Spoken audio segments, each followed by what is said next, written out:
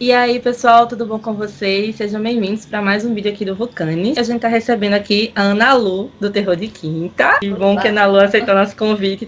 Tô bem ansiosa para conversar com ela sobre esse filme. Gente, eu sou a Lu Tortella, eu tenho um canal que chama Terror de Quinta. Eu tenho o canal desde 2017 e eu criei ele porque eu não tenho muitos amigos que gostam de terror. Então eu criei ele para falar de filmes de terror com as pessoas. E quem viesse era lucro. Aí conheci um monte de gente, vocês maravilhosos, inclusive. Muito obrigada pelo convite. E eu tento falar de terror para todos os públicos, assim, não só para aquela galera mais trevosona que gosta de terror mesmo, mas para todo mundo, porque, né, com a minha mãe adora terror de quinta e minha mãe odeia terror, então o meu público é minha mãe. Hoje em dia o canal tá meio vai, não vai, assim, mas o Instagram tá lá, quem quiser seguir no Instagram, quem quiser se inscrever no canal também, fique à vontade, não tem muito vídeo novo, mas tem os vídeos velhos aí pra vocês assistirem. As redes sociais da Ana Lu e do Terror de Quinta vai estar aqui na descrição. Vamos começar a falar de Carrie, né, agora. E o nosso especial dessa semana é sobre Carrie, ou Carrie a Estranha, né, que é um filme de 1976, dirigido por Brian De Palma e roteirizado por Lawrence D. O'Cohen. Ele é baseado no primeiro romance aí do Stephen King, né, e o filme, ele conta a história, né, de Carrie Wright, que ela enfrenta insultos dos colegas na escola e abusos em casa da sua mãe, né, que é uma fanática religiosa. Quando estranhos acontecimentos começam a acontecer em torno de Carrie, ela começa a suspeitar que tem poderes sobrenaturais, né. Ela é convidada para o baile da escola, e aí a Carrie tenta relaxar, mas as coisas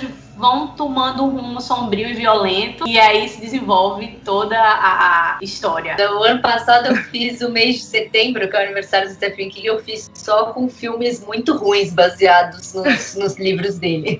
Carrie não é o caso, né? Carrie é um filme maravilhoso. Ouso dizer até que eu gosto mais do filme do que do livro. Eu gosto bastante do livro, mas eu acho que o filme tem uma atmosfera que te deixa numa tensão, assim, que eu acho que nem Stephen King não conseguiu fazer. Pra quem não sabe, tem umas curiosidades aí que a introdução, inclusive, do livro Carrie, né, foi lançado pela editora Suma, se eu não me engano, que tem a biblioteca Stephen King. Na introdução, ele conta um pouco sobre a inspiração do livro e também sobre como a Tabitha King, né, que é maravilhosa, salvou essa história, porque o Stephen King, ele começou a escrever, só que aí as primeiras páginas foi direto pro lixo, porque ele achava que não ia dar certo, ficou meio inseguro. Estavam precisando de grana, né, naquela época, com 2 filhos, muita conta para pagar, boletos para pagar. E aí ela foi lá no lixo, foi dar uma olhada, leu. Disse, não, você vai continuar aqui porque você tem que continuar essa história. E graças a ela a gente tem essa história maravilhosa que inspirou a nosso filme, né? Nosso tema de hoje. Uma curiosidade com relação à inspiração dele, na verdade é uma junção de duas pessoas que ele conheceu na infância, né? Uma quando ele tinha 14 anos, ou menos que isso, e a outra com 16. Ele estudou, que ele conhecia e que sofriam bullying. E aí uma por ser gorda e por ser um pouco desajeitada e por ir na escola com a mesma roupa, ter uma família meio estranha, e a outra por ter epilepsia, por também ter uma aparência um pouco esquisita, não se entrosava tanto, não tinha tantos amigos. E ele até fala uma coisa que eu achei interessante, de que ele não participava desses rolês assim do bullying, mas ele ficava omisso. E aí esses fantasmas ficaram meio que aterrorizando ele, né? Juntou, né, essas peças, mas com um artigo que ele tinha lido acho que, se eu não me engano, foi na Life, alguma das revistas aí dos Estados Unidos, sobre poderes telecinéticos e tal, e como essa ligação da puberdade feminina, a revista trazia isso, tinha a ver com poderes que as mulheres na puberdade tinham, enfim, uma coisa meio que, sabe, meio estranha, assim. E aí ele trouxe isso para esse universo. Eu li pela Objetiva, eu acho que é uma versão bem das antigas, não tinha nada de prefácio, nada dessas coisas, mas eu li há pouco tempo aquele sobre a escrita dele, e eu acho que é nesse livro que ele fala que ele não gosta da Carrie, não gosta da personagem. E eu acho que talvez isso dele ter sido omisso com o bullying que as meninas sofriam, talvez tenha alguma coisa a ver com esse não gostar da Carrie dele, né? Acho que tem muito a ver, acho que dialoga muito com isso, né? Porque é aquela coisa dele ter desses fantasmas, como ele fala, aterrorizarem ele até hoje, né? Também recomendo a biografia dele, não autorizada, da Dark Side. Ele fala sobre os medos medos, né? Que ele tem vários medos. Então, a ferramenta que ele encontra pra meio que tirar esses medos é escrever. Então, ele disse que escreve o tempo inteiro. Fala que muita gente não acredita nele, mas aí, com relação a isso, mas ele escreve bastante, tá? Meio que aliviar isso aí. Muito medo aí, né? Pro tanto que esse homem escreve, pelo amor de Deus. A gente acha que tá acabando de ler os livros dele, vai lá e lança mais 3. E aí, a grande curiosidade também, né, pra gente trazer aqui pra essa conversa é como essa história foi chegar no Brian De Palma, né? Que aí o livro chegou nele através de um amigo que ele tinha em comum com o Stephen King, né? Ele se interessou pela história, acho que já visualizou, né? Como que ele poderia adaptar. O Brian De Palma, ele chamou o Lawrence para escrever esse roteiro, né? Teve uma ajuda aí do Stephen King, muitas coisas que ele escreveu acabaram ficando de fora, né, do filme. É um filme que todo mundo que gosta do gênero do terror tem um certo carinho, né? Porque é um clássico aí, tem muitos remakes. Os remakes são um pouco, sabe aquele... de qualidade duvidosa. Total. Tem essas referências aí também. O filme traz essas referências ao Hitchcock. O Brian De Palma já trazia, assim, no cinema dele, essas referências. E no Carrie, a gente tem Bates High School, que é justamente a referência ao Norman Bates, né? E também, toda vez que ela usa o poder, toca a trilha da cena do banheiro, né? Da cena do chuveiro lá. Pino Donaggio, que é o cara aí que fez a trilha sonora de Carrie, maravilhosa, assim, por sinal. Tava estudando hoje pra fazer esse vídeo, pra entrar no clima. E é justamente essa referência ao Herman, né? Que fez a trilha do Psicose. E eu acho interessante que foi escrito por um homem, né? Que, tipo, não tem ideia do que é. Eu acho muito legal que ele tira esse background da Carrie de saber o que é menstruação, por exemplo. Ela fica apavorada, ela acha que ela vai morrer porque tá sangrando e não sei o quê. E é um terror. A atriz, ela consegue expressar isso de um jeito, assim, né? Que é a direção incrível. Mas eu acho incrível que como um homem conseguiu escrever isso, saca? Tipo, ele não sabe disso. Da onde veio isso, né? Esse negócio todo. Da introdução da Suma, ele fala, tipo, eu tava entrando num mundo que eu não fazia ideia. A Carrie não faz ideia também, né? Isso é legal. Tem um paralelo com ele ali, que ele tá escrevendo sobre um negócio que ele não tem noção e a personagem dele também não tem noção nenhuma, né? Ele traz a menstruação, né, como catalisador de tudo, né? Que traz o poder. Como que assim, ela já tinha aquilo guardado, mas com a menstruação, com a chegada da puberdade, aí ela aflorou os poderes lá telecinéticos e o crescimento é como se fosse uma metáfora, né, do crescimento, do amadurecimento, né? Então eu acho interessante como ele traz, e a cena é assustadora, né? Ela no banheiro ali. Posso reassistir 10 vezes e as 10 vezes eu vou ter dó dela naquele momento ali, que ela tá, né, tendo a menstruação pela primeira vez e sofre todo aquele bullying, né? A cena da menstruação é muito bizarra em todos os aspectos, porque tem o lance dela não saber o que é aquilo. Aí a professora chega lá e bate na cara dela, assim, tipo... Não vê como foi esse menino. Na cena que ela tá lá, né, na direção, a gente já vê que ela tem ali um rolê estranho, porque ele erra o nome dela várias vezes e ela é Carrie. E aí, tipo, o cinzeiro quebra, né? E aí você fica já... Tá, alguma coisa essa menina tem aí. Algum poder, alguma coisa demoníaca, talvez. Que é o que a mãe dela acha. Então, quando ela chega lá na casa dela pra contar, né, pra falar o que aconteceu, a mãe dela, que é uma fanática religiosa, começa a falar um monte de versículos da Bíblia e falar que ela é pecadora, e o pecado, e o sexo, e não sei o quê. Essa questão da menstruação foi um catalisador já pra mostrar o que é que a gente ia ver pela frente, o que é que realmente ia aterrorizar a gente, né? Porque a gente sabe que não tem nada demoníaco, mas ao mesmo tempo eu acho que um dos maiores temas do terror desse filme é o fanatismo religioso, talvez. Na religião é uma coisa bem... É um tema bem explorado aqui. Eu acho que a grande vilã, acho que mais do que o bullying, é a própria mãe dela, né? Que assusta mais, né? É o fanatismo religioso. Inclusive, nessa cena que ela tá falando, né, com a Carrie, que a Carrie diz que menstruou e tal, ela até fala, agora você é mulher. Aí conta a historinha lá da Eva. A Eva era fraca, Deus enviou a maldição do sangue, né? E é bizarro como assim, a nossa sociedade enxergou por muito tempo a própria menstruação como sendo uma maldição, como um sangue sujo, que você tem que ter vergonha, e tinha todo aquele tabu, e aí quando a menina tinha a primeira menstruação, aí, você ficou mocinha, porque você agora é moça, você tá virando mulher. Sempre teve esse tabu, né? Agora tá se perdendo mais, mas em algumas culturas o sangue menstrual ele ainda é visto como um pecado, como uma sujeira da mulher, né? É o reflexo de como as pessoas tiveram educação e que hoje isso tá sendo desconstruído. Cristã, principalmente. Eu sei que outras culturas têm esse lance com menstruação, mas como a gente tá falando de um rolê ocidental, né? Eu acho que o que ele bate mais é com o rolê da cristianismo. Uma cena que dá muito esse impacto da religiosidade é logo quando ela chega pra falar, né? Que ela bota ela dentro daquele quartinho. Então fica aquele negócio, tipo, super claustrofóbico e ela lá tensa, e ela acabou de menstruar, ela não sabe o que tá acontecendo, a mãe dela tá lá falando que ela tem que rezar, que só rezando vai salvar e não sei o quê. Você falou daquela cena da escola, né? Da sala do diretor. Apesar de não ter tido muito filme até aí, dá pra perceber, dá pra ter uma ideia de que ali teve uma quebra, né? Ela já tem esse negócio da telecinese, né? Mas ela consegue mexer ali o cinzeiro do diretor. Me parece muito que ela, se não tivesse passado por aquilo, talvez ela ficasse quieta e ficasse só sendo chamada de Casey. Mas como ela passou por aquilo, ela já tava meio com alguma coisa na cabeça, deu uma quebra ali, ela falou, não, eu posso me impor um pouco mais do que eu fazia antes. E também tem isso na cena com a mãe, né? Da mãe mandando ela rezar e não sei o que ela começa, para, não sei o que, rola essas quebras, assim, eu acho super interessante. Na questão do fanatismo, religião e maternidade, né? Eu acho que ele aborda de uma forma bem interessante. Essa construção da Margaret é feita de uma forma, assim, excelente. É muito bem feita, né? E também a parte cinematográfica do filme, né? Tem enquadramentos bem fechados, né? Eles usam a iluminação ali também para criar toda essa temática opressora, né? Que é o que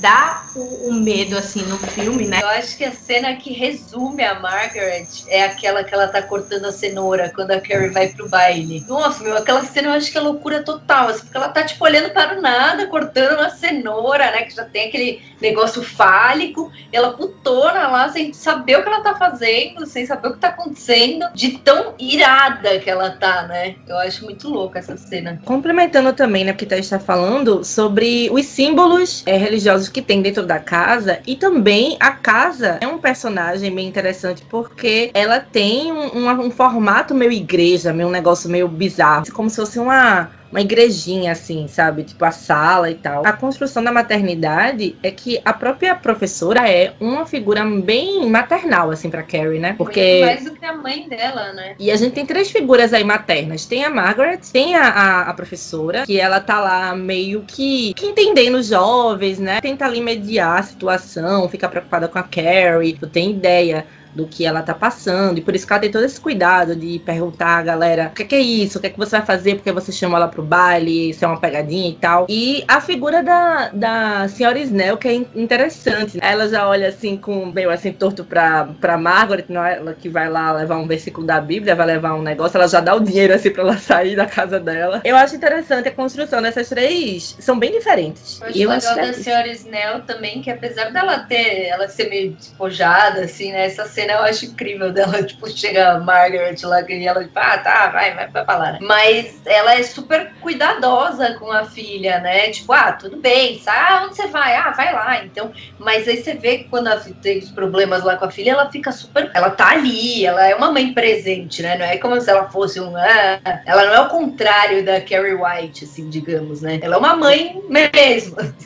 É o que uma mãe deveria ser. E revendo o filme, já pegando essa questão de sexualidade, né, e tipo de hormônios, a Suzy com o namorado, tem a outra lá, né, que é a vilã, né, namorado de John Travolta. Bastante problemático. Um dá na cara do outro e aí depois tá junto de novo, usa, né, o lado sexual e tal pra persuadir ele a fazer o que ela quer, né, quer se vingar da Carrie e tudo mais. Ele dá um tapa nela, né, tipo, pá. Mas não sei, também tem o lance dela tá querendo muito uma coisa, né, então tipo, mano, me deu um tapa, mas é ele que vai fazer as coisas pra mim, então foda-se, vou ficar com ele. A mãe da Carrie se culpa muito pela sexualidade dela, né? Dela ter tido a Carrie, dela ter, né? Ela fez um filho, ela precisou transar pra fazer um filho. E ela se culpa muito por isso, e ela bota essa culpa na Carrie, ela transfere essa culpa pra Carrie, né? Exatamente. Isso é um ponto que é bem interessante, porque ela vai falando isso aos poucos no filme, né? A gente vai descobrindo como foi, as origens ali desse lance bem... Isso catalisa também o lance dela ser tão fervorosa, né? Tipo assim, dela se culpar muito. A Carrie fala, não, você criou uma fantasia na cabeça porque não aconteceu isso. O meu pai foi embora. E ela já tinha essa religiosidade dentro dela porque ela falava que botava o marido pra rezar do lado dela e tal. Tipo, toda vez que ia, né, que eles queriam sucumbir ali ao sexo e tudo mais. E ela se culpa mesmo por isso. E aí a gente vai descobrindo isso aos poucos, né? E como ela transfere realmente, tem essa parada dela transferir mesmo pra figura da filha, né? Pra ela... E quando ela menstrua, ela já vê a representação do sexo e da sexualidade e tal. Então ela já fica... E o bullying, gente? O que é que vocês acham como foi abordado e tal? Porque o Stephen King, ele já tem esse histórico de abordar o bullying, né? Eu acho que é bem isso de escola, assim, onde ele consegue transmitir muito bem em poucas cenas, né? Ele não precisa de muito pra mostrar pra gente que aquela menina sofria muito na escola, e não só na escola, ela voltava pra casa e continuava, sabe? E isso é também ela não tinha nenhum refúgio ali, o refúgio dela era professora, talvez. E isso culmina, né, no acontecimento final do filme, né? Você vai carregando no ombro dela até que chega uma hora,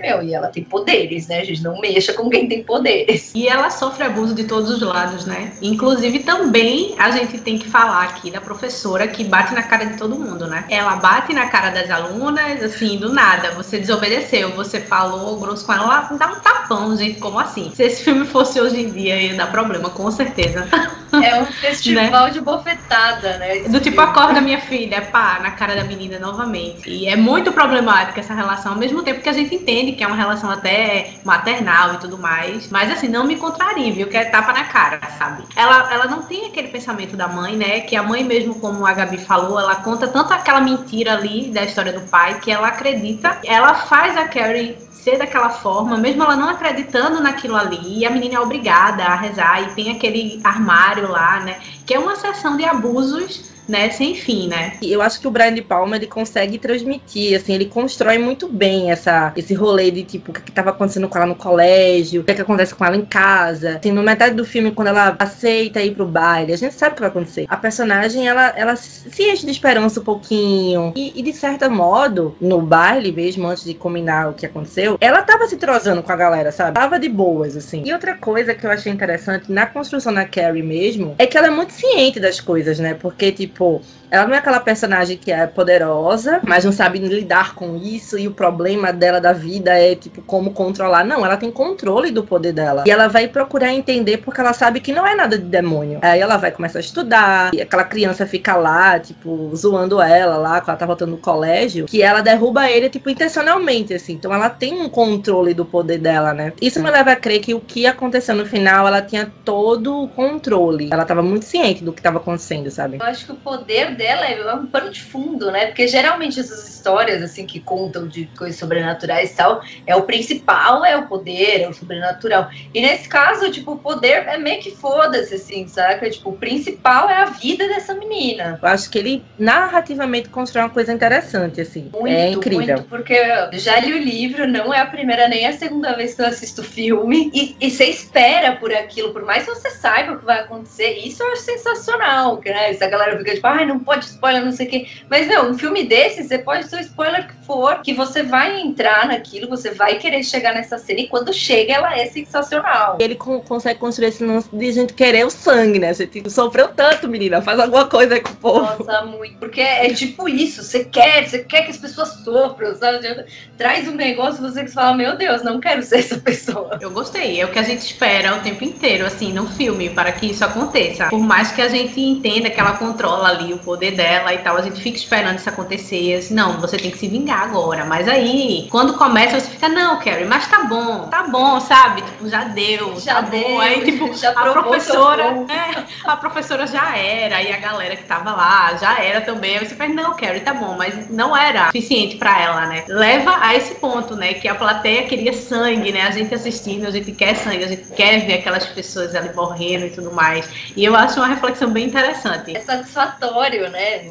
satisfaz. Você vem o filme inteiro vendo essa menina sofrer. Aí, quando ela chuta o balde, você fala, pô, era isso que eu queria ver, rapaz. Mas eu fico um pouco triste com esse final. Mas dessa vez que eu assisti, das outras vezes não senti muito isso. Mas eu me deu uma emoçãozinha, assim, de pensar que ela botou todo mundo no mesmo balaio, né? Tipo, a professora, a Suzy mesmo, que, pô, tava fazendo uma coisa legal por ela, saca? Só que o próprio menino lá, né? O próprio Tommy, né? Que ele tava gostando dela. Aparentou estar gostando dela e tudo mais. E aí o boy... E aí é meio triste porque nem ela não sabe, né? Porque na cabeça dela, as intenções das pessoas eram ruins, mas não eram, sabe? Então eu acho isso meio triste. Naquela cena que ela vê todo mundo rindo dela, eu acho que foi meio um divaneio aí. Porque, tipo, ela fica lembrando da mãe dela, falando que todo mundo queria rir dela, todo mundo ia fazer isso com ela ia ser chacota e tal. E tinha gente ali que a gente sabia que tava meio que do lado dela, né, assim, e que ela vê rindo, a própria professora, por exemplo, a imagem da professora. Então acho que foi um devaneio que ela fez assim, tá todo mundo no mesmo balaio mesmo, matar todo mundo, e é isso, sabe? Eu acho que a própria construção também do baile em si, eu acho que é incrível. Tipo, trazer isso pro terror, assim, e fazer uma das cenas mais icônicas. É de ser um baile de formatura sangrento mesmo, assim, que veio, né, que outros filmes aí copiam. E como ele constrói a cena, que a gente vê ela, tipo, olhando e as pessoas correndo do lado desesperada. Então, tipo, é um lance que a gente vê, né, do lado, assim, o que tá acontecendo na mesma proporção, assim. É bem interessante. E todos os elementos, eu acho que eu gosto muito da cena. Desde que ela entra, né, com boas intenções até, com a galera lá conversando, até o final, assim, até ela matar todo mundo e chutar o pau da barraca, sabe? E aí um questionamento que eu faço é de, tipo, desse sentimento da gente, né? Esse sentimento de vingança, de se sentir vingada, assim, porque a gente vê 1 hora e não sei quantos minutos de filme e ela só se ferrando, só se lascando e, tipo, e a gente quer que o povo ali pague de alguma forma, sabe?